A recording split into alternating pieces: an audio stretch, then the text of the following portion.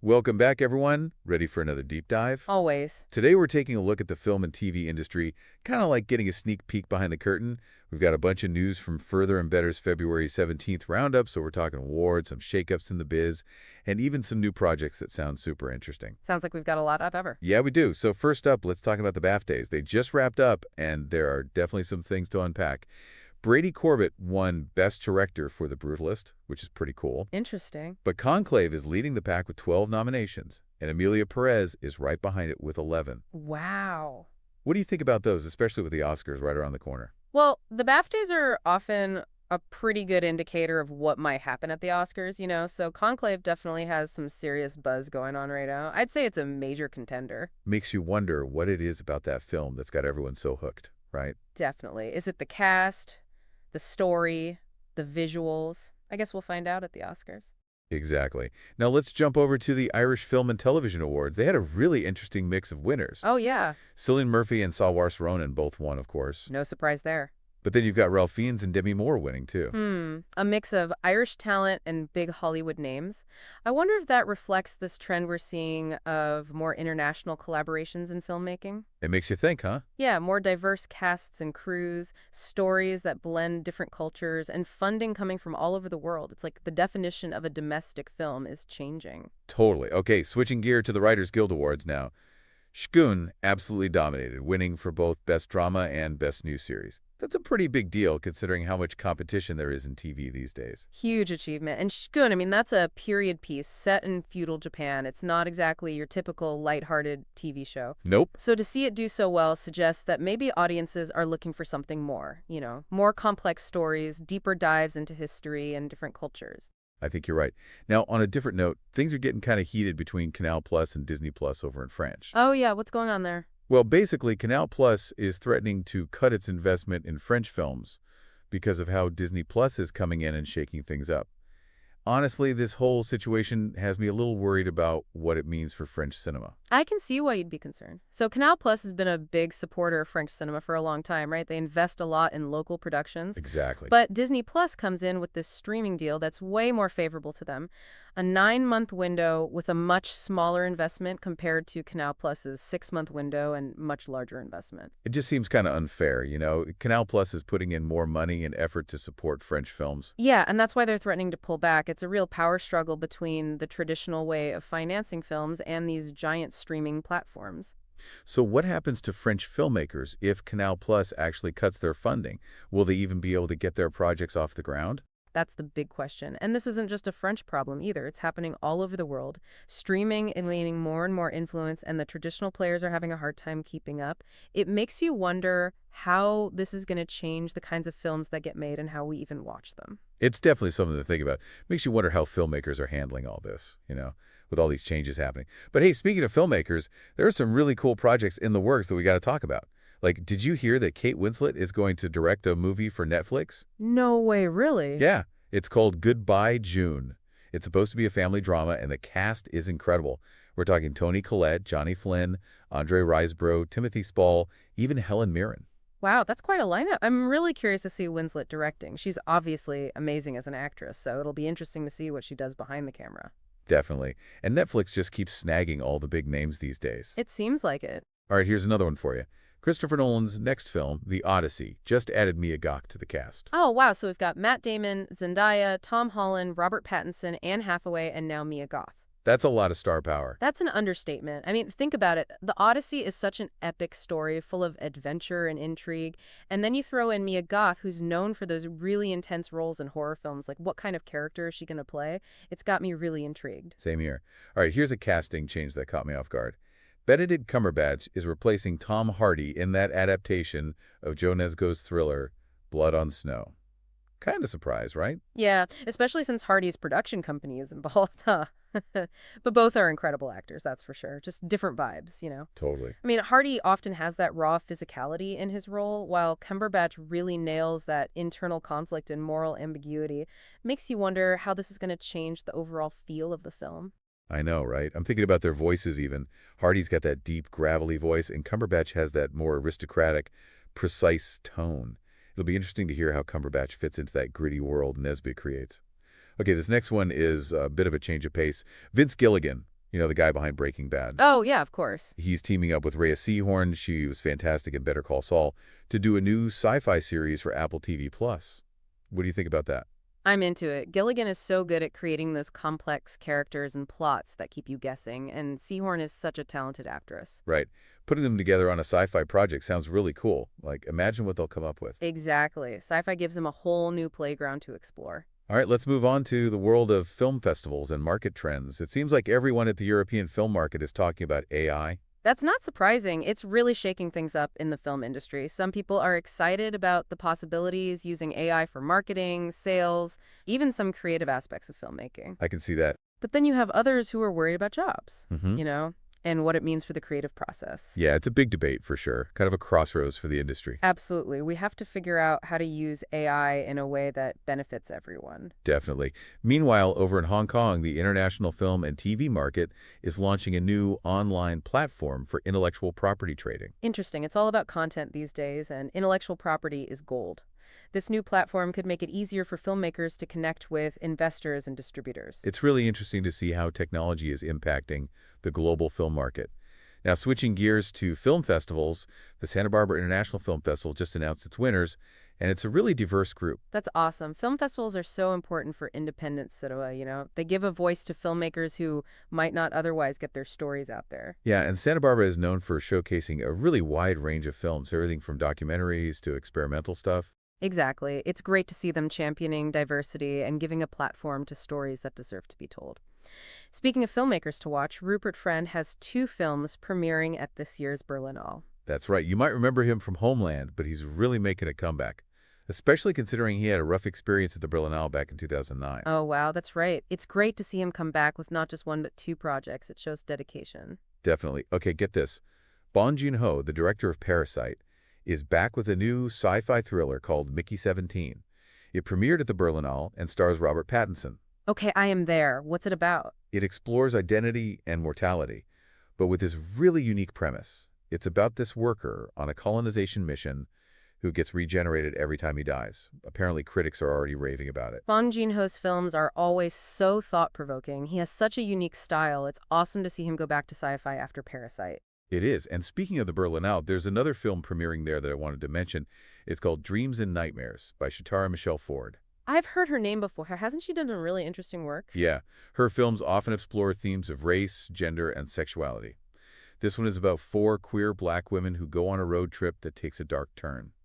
Sounds intense. Definitely. It'll be interesting to see how she combines those social themes with the thriller genre. Okay, this next filmmaker, Coralie Fargate, her new film is called The Substance, and it's all about body horror. You know, that genre with all the disturbing imagery and stuff. Yeah, not for the faint of heart. What's it about? Well, her previous film, Revenge, was this really intense revenge thriller, very visually striking. So it'll be interesting to see how she tackles body horror, especially when it comes to themes of female transformation and empowerment. It definitely sounds like something different. Now, speaking of female filmmakers, have you heard about Rebecca Linkevich? She's written a bunch of great screenplays, and now she's directing her first film. It's called Hot Milk, based on a novel by Deborah Levy. Oh yeah, I've heard of that book. It's all about this complex mother-daughter relationship set in a Spanish coastal town. Should be really interesting. Okay, I've got to tell you about this South Korean action film called The Old Woman with a Knife. Just the title alone I'm in. Haha, yeah, me too. Imagine this. You've got this 60-year-old assassin who can still kick butt, but she's also dealing with getting older, and then she has to confront this younger killer who she has a past with. Just sounds so cool. Wow, that's such a unique premise for an action film. It's refreshing to see older characters getting the spotlight, especially in a genre that's usually dominated by younger actors. Totally. And South Korean action films are always top-notch. No argument there. Okay, here's some good news. There's a new film fund called Desmar that's specifically focused on supporting female-led projects, which is awesome. That's amazing. Tell me more. They're backing international productions with unique perspectives. They're already involved with Mike Leigh's latest film and a film adaptation of H is for Hawk, that book about falconry. Oh, wow. That's a great book. It's so encouraging to see initiatives like Desmar supporting female filmmakers and bringing more diverse voices to the screen. We need more of that. Absolutely. And keep an eye out for this actor, Theodore Pellerin. He's been in a few things already, like becoming Karl Lagerfeld and Franklin, but he's got this new psychological thriller called Lurker that's getting a lot of attention at the Berlinale. Apparently, he's really good, at playing those complex, morally ambiguous characters. Cool, I'll have to check that out. Oh, and speaking of great actors, Fiona Shaw is in that Hot Milk film we were talking about earlier. You're kidding. That just makes it even more intriguing. Right, I mean, she's incredible. From Harry Potter to Killing Eve, she's done it all. She just brings so much to every role she plays. All right, let's shift gears back to television for a sec. Max just renewed its medical drama, The Pit. You know, the one with Noah Weil? Yeah, that was pretty intense. What'd they renew it for a second season? Yep. It's interesting because medical dramas seem to always find an audience. I think people are drawn to those high-stakes situations and the glimpse into a world they don't usually see. Yeah, I get that. There's something about watching these doctors make life or death decisions, dealing with all that pressure. Plus, Noah Weil brings a certain gravitas to the role, you know? Totally. Now, for something a little lighter, Netflix renewed EXO, Katie got spin-off from To All the Boys I've Loved Before for a third season. And they're even releasing a summer special episode to keep fans happy. Smart move. Spin-offs can be tricky, but that one seems to have really connected with audiences. It's got that same sweet, charming vibe as the original movies. Definitely. Okay, check this out. Jodie Foster's production company just secured some big distribution deals for its upcoming drama, Vie Privée, which is directed by Corinne Greedy. It deals with themes of privacy and identity in the digital age. Whoa, that's a timely topic. Foster's involved, both as an actress and a producer. I think so, yeah. That definitely adds some weight to the project. I bet those themes resonated with the distributors, especially with how much we rely on technology these days. Absolutely. Okay, another film making waves is Dreams, Sex, Love, by Norwegian director Dag Johan Høgrud. Interesting. Tell me more about this one. Well, it's the final film in his trilogy exploring, well, sex, love, and dreams. And it's already selling really well in Europe, even before its official competition debut. Wow, that's impressive. Høgrud's known for being pretty raw and honest in his films, exploring the complexities of human relationships. I guess that's resonating with audiences. Yeah, seems like it. And lastly, we've got Good Sex, a romantic comedy starring Natalie Portman and directed by Lena Dunham. Apparently, it's causing a bit of a bidding war at the European film market. That's an interesting pairing. Dunham's work is always pushing boundaries, sometimes even controversial. And then you have Natalie Portman, who's known for more dramatic roles. It makes you wonder what kind of romantic comedy this is going to be. Right. Will it be a witty take on modern love or something totally unexpected? We'll have to wait and see. That's the fun part. It is. Wow, we really covered a lot today. Awards, industry drama, and all these amazing sounding projects. The entertainment world never sleeps, does it? Never a dull moment. It's amazing to see how much is changing, though. The rise of streaming, the impact of AI, the push for more diversity. It's all happening so fast. It is, and it's exciting. It feels like we're witnessing a real shift in how stories are told and who gets to tell them. Yeah, you're right. And like we talked about earlier, these industry shifts, like the battle between Canal Plus and Disney Pluses, those have a direct impact on what kinds of films get made. Exactly. It's not just about artistic vision anymore. Filmmakers have to navigate this whole complex web of industry forces. Totally. But before we get too serious, there's one more film I wanted to mention that feels like a breath of fresh air. It's called Kangaroo, and it's an Australian family comedy coming out in September. Oh, that sounds fun. It's about this former TV personality who gets stranded in the outback and ends up bonding with a young Indigenous girl.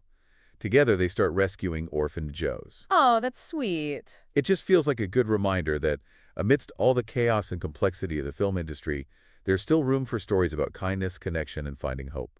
Definitely. Those are the stories we need more of. It makes you wonder, though, with all these changes happening, how can we as viewers curate our own meaningful cinematic experiences? There's so much content out there, it's easy to get overwhelmed. That's a great question. I think it's about being more intentional about what we watch, what theme resonate with us, what directors consistently deliver work that challenges us, whose voices do we want to amplify. Exactly. That's what makes these deep dives so valuable. You know, it's not just about summarizing the news, it's about having these bigger conversations and becoming more informed viewers. I agree. So as you explore the world of film and television, remember to be curious, be critical, and be open to new experiences. You never know what you might discover. Couldn't have said it better myself. Well, that's a wrap for our deep dive into film and TV. Thanks for joining us.